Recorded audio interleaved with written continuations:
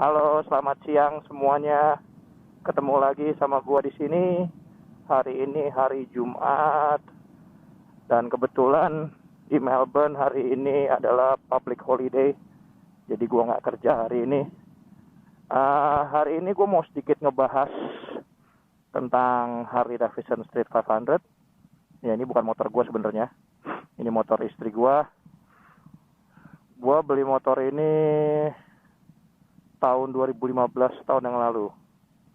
Ya udah mau hampir setahun lah, 30 Oktober ini bakal setahun.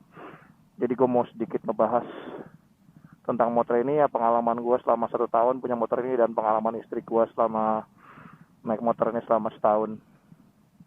Sebenarnya sih gue bukan mau nge-review ya. Kalau nge-review sih gue bukan profesional soalnya. Overall sih motor ini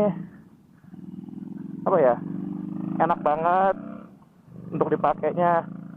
Ya berhubung size-nya yang kecil, jadi bisa selap-selip lah, enak dipakai. Untuk dipakai di dalam kota sih motor enak banget. Tapi kalau untuk jarak jauh, kalau menurut gua kurang enak untuk dipakainya ya. Nggak tahu ya, apa karena badan gua tinggi, nggak tahu juga sih. Tapi tinggi gua 175 dan kayaknya motor ini sih buat gua kekecilan. Dulu waktu gua SMA, gua pernah punya Honda Tiger 2000. Itu sih balik tahun 2000 berapa ya? 2003, 2001, 2002 gitu lah, gue juga lupa. Anyway, nggak tahu kenapa, gue ngerasa motor ini kayak Honda Tiger. Well, seperti yang kalian tahu, motor ini entry levelnya Harley Davidson. Sebenarnya dulu entry levelnya Harley Davidson itu, setahu gue sih Iron 883 ya. Tapi semenjak Harley ngebuat motor ini jadi dibuat, motor ini jadi dibuat entry levelnya mereka. Dan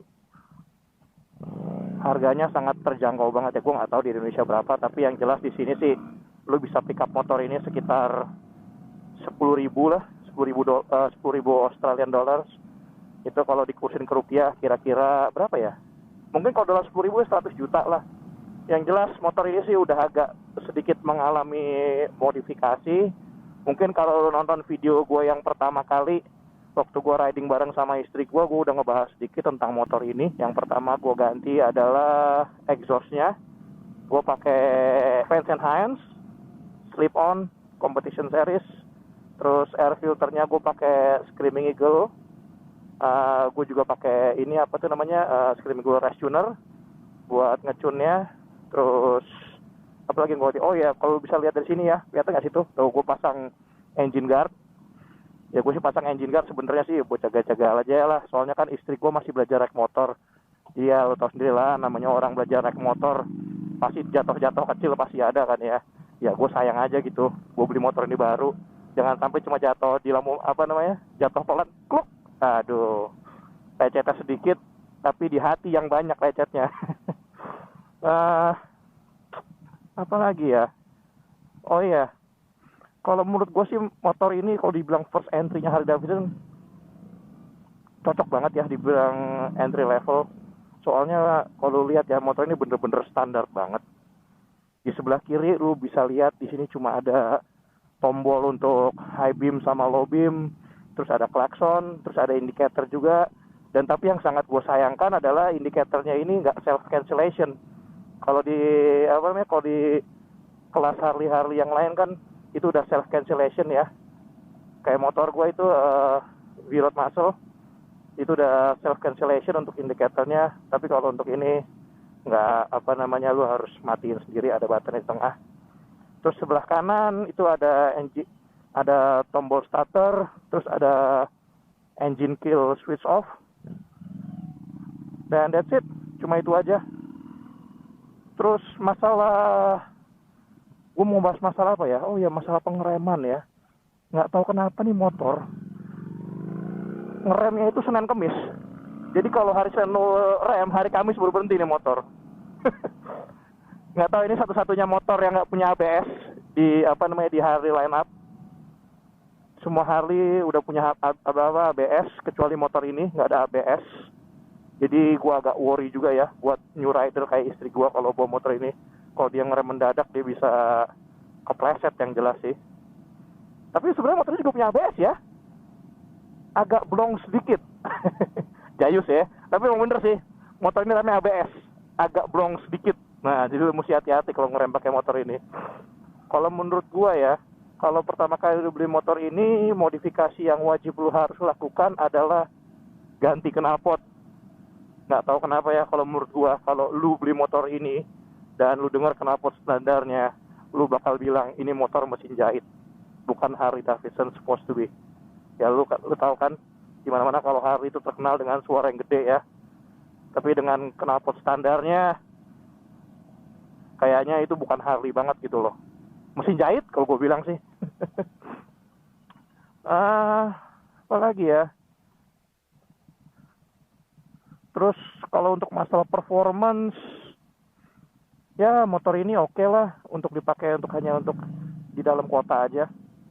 Gue juga kurang begitu inget ya spesifikasinya. Mungkin lo bisa cek di websitenya Harley Davidson sendiri, berapa torsinya, berapa tenaga kudanya, lo bisa cek semua. Tapi kalau menurut gue sih, habis gue ganti knalpot sama gue ganti air filter, ya lumayan lah tenaganya kalau cuma untuk daily riding aja ya. Oh iya, satu lagi gue lupa, gue juga udah ganti suspensi motor ini ya, udah gue ceperin suspensi belakangnya. Standar motor ini tuh 13 inch suspensinya, terus udah gue ganti pakai 10 inch. 11 inch apa 10 inch? 10 inch kalau nggak salah, iya. Soalnya istri gue itu orangnya kecil, jadi kayaknya kalau pakai shock breaker standarnya kayaknya kurang nyaman aja buat dia. Tapi semenjak gue ganti shock breaker ini, oh, she loves it guys. Terus gue mau ngebahas sedikit masalah tentang motor ini. Sebenarnya bukan masalah ya, nggak tahu lah. Nggak tahu kenapa ini motor ini susah banget dimasukin ke netral. Gue udah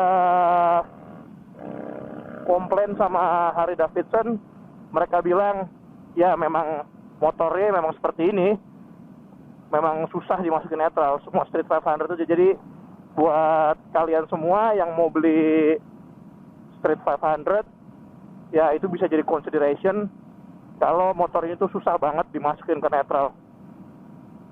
Waduh, kalau misalnya gua sih udah nemuin ya salahnya ya.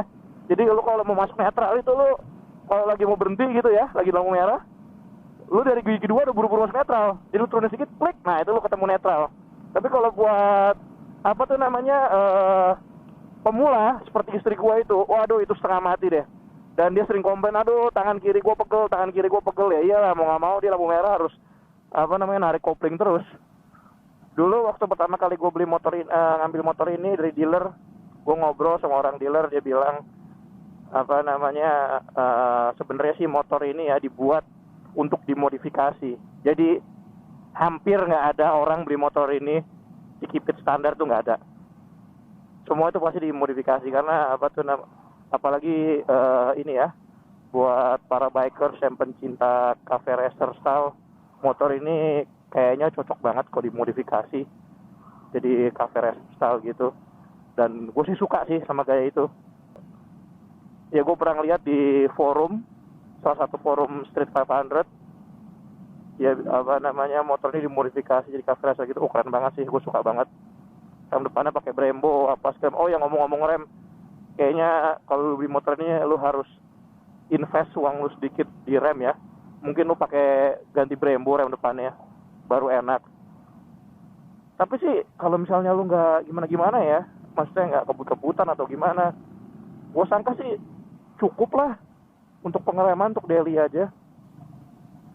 Oh iya, satu modifikasi lagi yang hampir ketinggalan, yaitu fender belakang itu udah gue ganti.